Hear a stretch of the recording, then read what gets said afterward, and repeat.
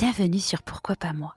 Je suis Charlotte Desrosiers, rescapée du burn-out, experte en alignement et fondatrice de Pourquoi pas moi. Dans ce podcast, tu découvriras des témoignages authentiques, sans coupe, de celles et ceux qui ont osé écouter leur petite voix et qui ne le regrettent pas. Pourquoi pas moi, c'est aussi le bilan de compétences et de besoins, le raccourci pour t'aligner avec tes besoins, comme mes invités. Une véritable méthodologie finançable avec ton CPF qui a reçu le premier prix du magazine Psychologie. Pourquoi pas moi? L'invitation à écouter ta petite voix. Je suis très heureuse d'accueillir Jérôme Oliveira sur le podcast Pourquoi pas moi, à l'occasion du congrès C'est quoi le bonheur pour vous? Éditeur aux éditions J'ai lu, auteur et enseignant de yoga, Jérôme est un visionnaire engagé. Il collabore avec des figures internationales comme Deepak Chopra et Eckhart Tolle. Dans cette interview, nous allons parler d'un vrai défi. Et si l'anxiété, vécue par 9 Français sur 10, devenait une porte vers une profonde paix intérieure, grâce à une pratique simple, spirituelle et incarnée? Je ne vous en dis pas plus, je vous souhaite la bienvenue dans l'univers de Jérôme Oliveira. Bonjour Jérôme. Bonjour Charlotte. On donne le contexte, tu sors de ta conférence, donc là, il y a eu beaucoup d'émotions. Donc voilà, vous avez le contexte qui est posé. Est-ce que tu pourrais te définir grâce à un mot? Audace. Comme je disais en introduction, tu es donc un visionnaire, tu as été yogi avant l'heure, tu es aussi producteur de télé sur la thématique du bien-être. D'où est venue cette intuition d'ouvrir la voie? C'est venu de, je pense, tout simplement de ma famille. C'est que j'ai pris conscience très, très tôt qu'entrer sur le chemin du développement personnel, du bien-être, de la guérison intérieure, tout cela est un chemin merveilleux, utile, nécessaire et je pense même indispensable à la vie et à la qualité de vie, mais ce n'est pas suffisant. C'est 50 du parcours. Tout simplement parce que si autour de soi, tous les gens ne vont pas bien, sont dysfonctionnels, sont en souffrance, ça nous impacte nécessairement. Face à cela, il y a 2 solutions. Soit on se retire de la vie, quand je dis de la vie, en tout cas de la société, et on vit de façon, un peu en ermite, de façon monacale ou, en tout cas de façon très alternative et marginale, soit on décide d'agir. Et moi, je suis, OK. Moi, j'ai voulu agir un peu comme un activiste, de la spiritualité. C'est-à-dire répandre, diffuser la spiritualité dans la société et partout dans le monde. Parce que, travaillant déjà à la télévision, je produisais, réalisais des documentaires et je voulais, au départ, il y a une dizaine d'années, réaliser des documentaires en bien-être. Et je me suis rendu compte que tous les décideurs de chaîne ne comprenaient absolument pas de quoi je voulais parler. Et ayant vécu aux États-Unis, je savais que c'était l'avenir, que les choses, existaient déjà aux États-Unis, existaient dans plein de pays limitrophes à la France et la France restait une poche un peu réactionnaire, très, en résistance par rapport au changement. Et et ne parvenant pas à cela, à réaliser des documentaires en bien-être, eh bien, j'ai décidé, de faire connaître en France les auteurs, qui sont des stars internationales du bien-être, des maîtres de spiritualité, des maîtres du bien-être partout dans le monde, de les faire connaître en France. Et j'ai été le tout premier ainsi à produire, une conférence de bien-être pour le grand public, dans un grand théâtre parisien, le Grand Rex. Et on te remercie. Petite parenthèse, moi j'ai découvert Deepak Chopra post-séparation. Avec le père de mes enfants, on était ensemble depuis 17 ans et j'ai fait, son chemin sur la méditation sur l'abondance pendant 21 jours et j'avais, voilà, l'abondance, j'avais besoin de l'abondance financière parce que c'était un moment compliqué dans ma vie et puis si l'amour parce que j'avais, vraiment cette croyance profonde de me dire que il y avait quelque chose d'autre qui m'attendait derrière à une personne, où on allait être complètement alignés et qui allait vraiment me correspondre et au bout de 19 jours sur 21 jours, j'ai rencontré, mon âme sœur. Donc merci parce qu'indirectement, c'est grâce à toi. Merci beaucoup Charlotte et en tout cas, tu es la preuve vivante que ça marchait. Effectivement, ça marche. En effet. Tu as choisi une conférence sur le thème de l'anxiété à l'intelligence du cœur. Pourquoi ce sujet te touche, particulièrement? Parce que je suis la personne la plus anxieuse du monde. Je le pense, j'en ai fait le constat, à un point, pathologique. puisque, j'ai développé en moi un tag et on a vu que personne ne savait ce qu'était un tag. J'étais un peu seul. C'est pas le tag sur le mur, C'est ni pas le le AirTag. C'est ça, c'est pas du street art, c'est, ou en tout cas, c'est, le graffiti, du système nerveux, qui n'est pas content et qui est complètement déréglé et un trouble de un TAG, c'est un trouble de l'anxiété généralisée. C'est quand, c'est en gros, c'est quand on a peur en permanence. C'est même pas qu'on a peur d'avoir peur, c'est que vraiment on est en état d'alerte, de hypervigilance en permanence, sans élément déclencheur. C'est-à-dire, il y a rien qui objectivement déclenche ça. Et quand on est pris dans un processus quotidien où, il y a de la pression, où il y a naturellement du stress, le travail, des échéances et tout ça, on là, on s'en rend pas compte en fait. Ça nous semble presque normal. On l'a intégré, c'est habituel. On a peut-être un peu plus peur que les autres ou un peu plus peur que d'habitude, mais on arrive finalement à le gérer. Mais là, où on s'aperçoit qu'on est complètement déréglé, que le système nerveux est déréglé, c'est, quand objectivement il y a plus rien, quand on est en vacances, ça fait 2 semaines qu'on est en vacances sur la plus belle plage du monde, et qu'on a aucun problème, ou quand, on est dans un stage, de yoga ou de méditation, où il y a aucun élément déclencheur de stress et malgré tout on a la boule au ventre. Mmh. Je l'ai vécu, quand j'étais, avant d'ouvrir les yeux sur mon burn-out, j'étais au Maroc. Mon rêve, de me réveiller, dans les dunes de sable et j'avais cette boule, cette angoisse, et c'était le burn-out. Mais en effet, c'est de les personnes qui nous écoutent, c'est pas normal de vivre ça. Non, c'est un dérèglement du système nerveux et il faut savoir que cette anxiété, hem altère le corps, altère absolument, le sommeil, la digestion, la mémoire, tous les Mmh. systèmes, du corps, le métabolisme, c'est-à-dire l'équilibre même du corps, mais également active dans le cerveau, les mêmes zones, qu'en cas de danger de mort réel. Si on fait face à une mort et qu'on a peur face à un accident, bah, c'est la même chose qui est activée. Donc c'est vraiment une situation qui n'est pas normale, en fait. Tu dis donc que l'anxiété, est vécue par 9 Français sur 10. C'est quoi la l'anxiété pour les personnes qui sont pas, connaisseurs de ce terme exactement? Je pense que le mot le plus proche, pour eux qu'ils vont poser, ça va être: «Je suis stressé, j'ai peur». J'ai peur, on a souvent déjà ça demande un niveau de conscience parce que, on c'est un peu honteux de dire, qu'on a peur. En revanche, on peut dire, «C'est le stress, je me sens stressé». C'est en général le mot, valise, le mot fourre-tout qui est posé, c'est devenu un mot, ouais, un mot fourre-tout, le mot stress. C'est quoi la différence avec, entre l'anxiété et le trouble anxieux? Bah, le trouble anxieux, c'est, déjà, pathologique. L'anxiété, c'est pas un bug, c'est vraiment, une réaction physiologique face à une menace perçue par le système nerveux à l'extérieur et qui va déclencher un état d'alerte. Le trouble anxieux, eh bien, c'est le fait de, déjà rentrer, chroniquement. Je pense que ce dont tu nous parlais par rapport au burn-out, c'était typiquement, je sais pas comment Alors toutes les personnes, en fait, on te dit que 100 des personnes qui font un burn-out ont été atteintes de stress chronique. mmh Par contre, toutes les personnes qui font un burn-out n'ont pas de de troubles trouble anxieux anxieux. ni de troubles dépressifs. Moi, typiquement, j'ai eu trouble anxieux, Ouais. trouble dépressif, j'ai eu le droit à la totale, mais c'est pas parce que tu fais un burn-out que tu rentres dans le trouble anxieux ou dans le trouble dépressif. C'est pas systématique, mais en tout Non. cas, ce dont tu parlais, très clairement, Mmh. on peut l'identifier comme étant un trouble anxieux. Ouais. Le TAG, c'est encore, le niveau supérieur au trouble anxieux. C'est vraiment, un niveau pathologique et quand on arrive au TAG, en réalité, il y a qu'une seule solution, c'est, des antidépresseurs pendant 2 ans pour éteindre l'incendie et faire en sorte que le système nerveux se stabilise. Parce qu'on peut plus le gérer, par, le yoga ou la méditation. Il faut vraiment un truc, costaud. Tu parles d'incendie, c'est vraiment ça, parce que bon, le burn-out, bon, il y a le mot burn dedans et il y a vraiment ça, c'est que le cortisol de ce stress va créer des inflammations à l'intérieur de notre corps et donc va créer des maladies et souvent les personnes se rendent pas compte. Tu vois, il y a une personne un jour qui en interview, je crois que c'était Adeline Blondiot qui est devenue, sophrologue et qui a, moi, bercé mon enfance avec Sous le soleil, qui est une femme vraiment exceptionnelle.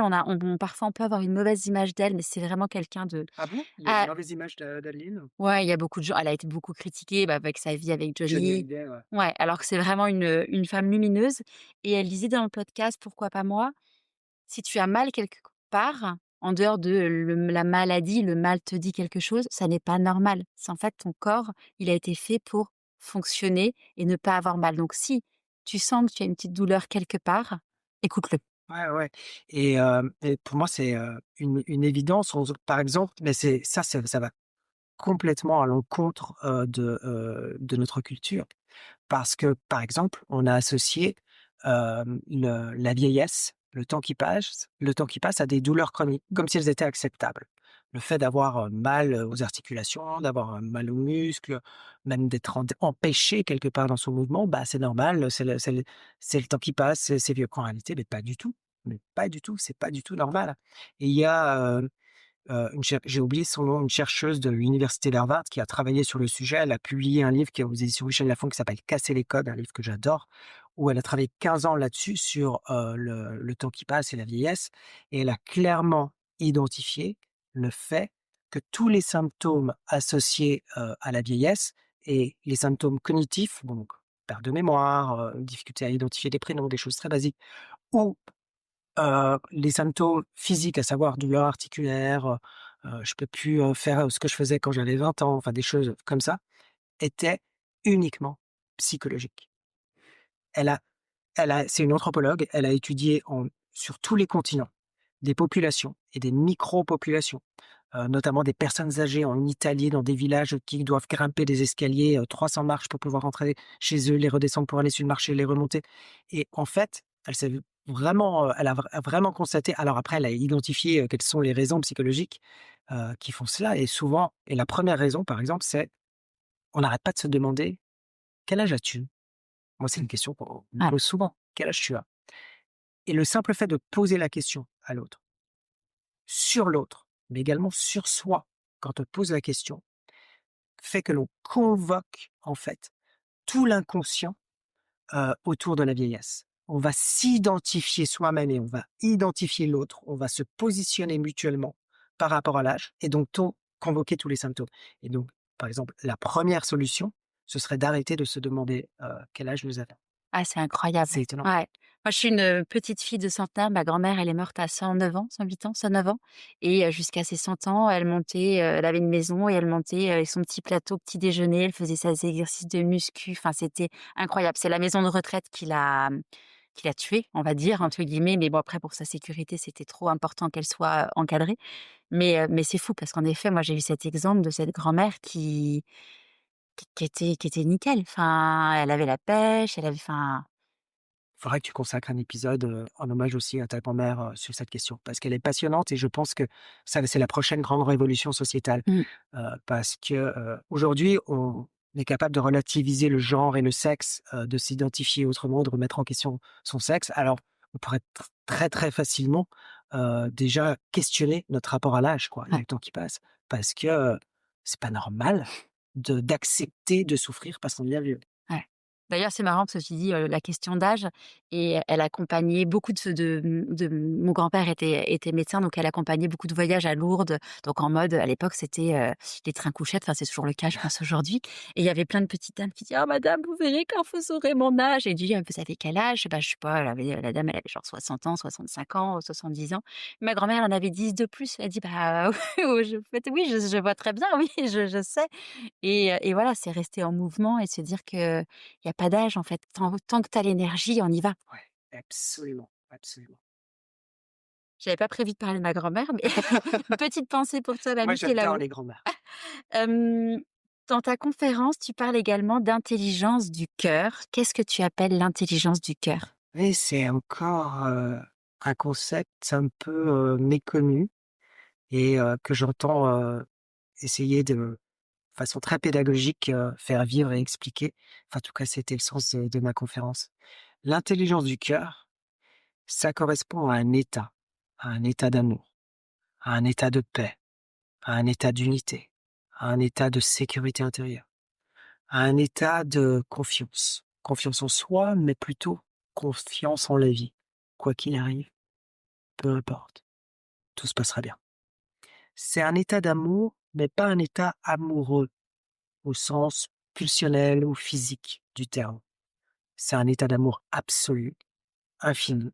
C'est un état d'ouverture du cœur et c'est un état auquel on accède par la détente. On ne peut pas y accéder autrement que par la détente. Si on est stressé, angoissé, on ne peut pas être dans l'intelligence du cœur. Pour accéder à l'intelligence du cœur, il faut que le corps soit détendu.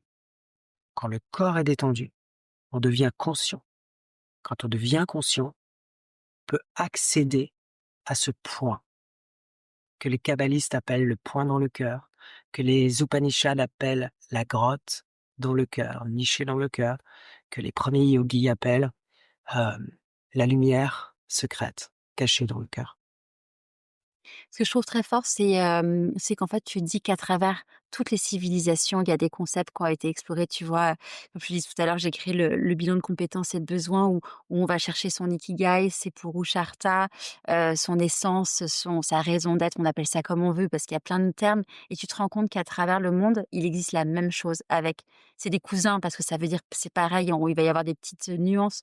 Ça existe depuis toujours, mais aujourd'hui, on le découvre parce que tout a été fait pour qu'on ne le dé qu'on ne le voit pas. Ouais, absolument. En fait, ce qu'il y a de très intéressant, c'est que dans toutes les traditions des peuples premiers, les traditions orientales, les mystiques, en fait, d'une certaine façon, vont parler de ça. Après, c'est pas forcément le même vocabulaire, les mêmes images, parfois on va attribuer même des divinités à cela, mais peu importe. Et ce qu'il y a d'intéressant, c'est que, un, ces traditions, cette connaissance, cette science de connaissance de soi nous amènent à prendre conscience de cette intelligence du cœur, cette porte d'entrée dans le cœur, mais aussi nous enseigne comment vivre cette transition, comment aller vers cet appel de l'intelligence du cœur. Comment est-ce que l'humanité peut vivre, doit vivre, en tout cas est appelée à vivre son évolution. C'est vraiment cette grande transition que toutes les traditions mystiques en fait, expliquent. J'aime beaucoup cette phrase «aller vers», tu vois? C'est une question que je pose, à, aux personnes que j'accompagne, c'est: «Vous devez pas fuir un travail, vous devez aller vers» et ça change tout en fait dans la posture, dans l'énergie. C'est se poser la question: «Vers quoi j'ai envie d'aller?» Mmh. Alors peut-être que parfois, tout dépend aussi de ce que l'on vit, mais en tout cas moi ce fut mon cas. Il y a un moment donné où j'ai dû apprendre à dire non parce que, j'aimais dire oui.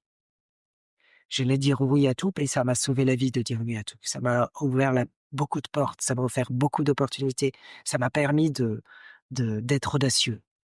Mais c'est aussi la porte ouverte à plein d'excès, de dérives, d'abus, d'emprise, de mauvaises relations, et donc c'est important aussi à un moment donné de dire non peut-être à un travail. Alors c'est peut-être pas une fuite, comme on s'évade, de prison, mais en tout cas quand on dit non, c'est très important tout de suite de réfléchir au oui. Qu'est-ce que je veux? Qui suis-je? Quel est mon véritable désir? On est d'accord, hein, de toute façon parfois, pas que ça soit une relation toxique, un travail toxique, c'est dire stop, mais c'est aller vers du mieux sans savoir forcément quel sera le mieux, mais se dire: «Je mérite mieux», en fait. Ouais, ou en tout cas, de s'offrir la liberté de pouvoir vivre autre chose. Ouais et se dire qu'on a tous le droit, à quelque chose aligné. Oui, et si on ne nous le donne pas, et en vrai, on nous le donne rarement de l'extérieur, on peut le créer. On a toujours cette liberté de pouvoir créer quelque chose de nouveau. C'est quoi les 3 idées phares avec lesquelles tu as envie que les personnes, qui nous écoutent repartent? Hem, les 3 idées les plus importantes pour moi, c'est que, il faut apprendre à être bien. C'est la première chose. Soyez bien avec vous-même. Soyez bien dans vos baskets. Soyez bien avec votre vie. Soyez bien dans votre vie. Tout ça, c'est déjà un chemin en soi. La deuxième chose, c'est que le bien-être personnel, individuel, n'est pas durable s'il n'est pas collectif. Donc, cela présuppose soit un changement de relation, soit essayer d'aider les autres. En tout cas, de tourner cette transformation intérieure vers du partage. Transformer le désir de recevoir pour soi, le bonheur, en désir de partager autour de soi, le bonheur. C'est une mutation du désir.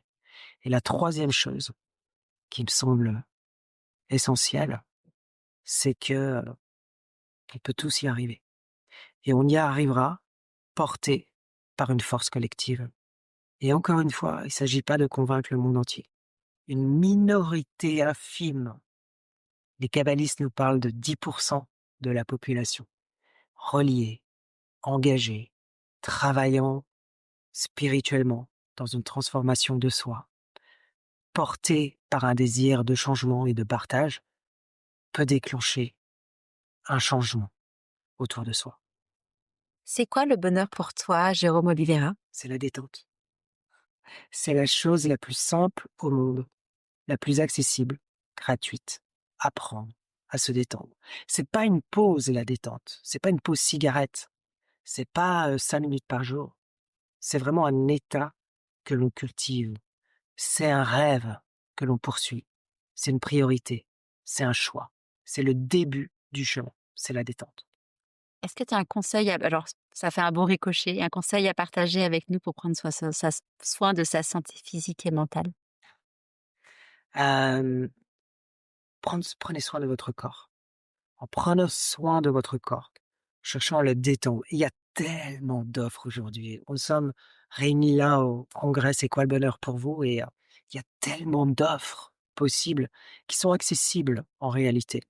Tout le monde peut apprendre à prendre soin de soi, à aller mieux, à vouloir aller mieux. C'est, prenez soin de votre corps. Qu'est-ce que ça signifie pour toi être aligné? Ah, l'alignement, pour moi, c'est, être soi. C'est simplement pouvoir être sans honte, sans culpabilité, tranquille avec les autres, soi-même. C'est-à-dire en assumant et en exprimant de façon très naturelle aussi nos limites, nos pardons, nos mesquineries, nos petits trucs. Pouvoir les dire tranquille. À quel moment dans ta vie tu t'es dit: «Pourquoi pas moi»? Je me suis dit: «Pourquoi pas moi?» quand je suis né. Est-ce qu'il y a une phrase que tu aimerais que chacun se répète chaque matin? Mmh.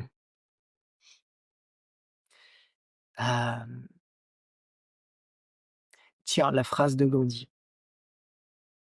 La phrase de Gandhi: Est-ce que tu peux nous la citer? «L'homme doit pouvoir se réformer lui-même avant de pouvoir réformer la société». À qui as-tu envie de dire merci et pourquoi avant qu'on se quitte? À toi, Charlotte. Un grand merci Jérôme Oliveira pour ce témoignage. Pour suivre, tes aventures, on peut rejoindre ton compte Instagram sur le compte Jérôme Oliveira. Un grand, grand merci. Si tu as aimé cet échange avec mon invité, je suis certaine que tu vas adorer découvrir l'intégralité de sa conférence au congrès «C'est quoi le bonheur pour vous?». Nous faisons gagner un pass replay pour accéder à toutes les conférences. Pour participer au concours, c'est très simple. Rendez-vous sur le compte Instagram pourquoi pas moi.co.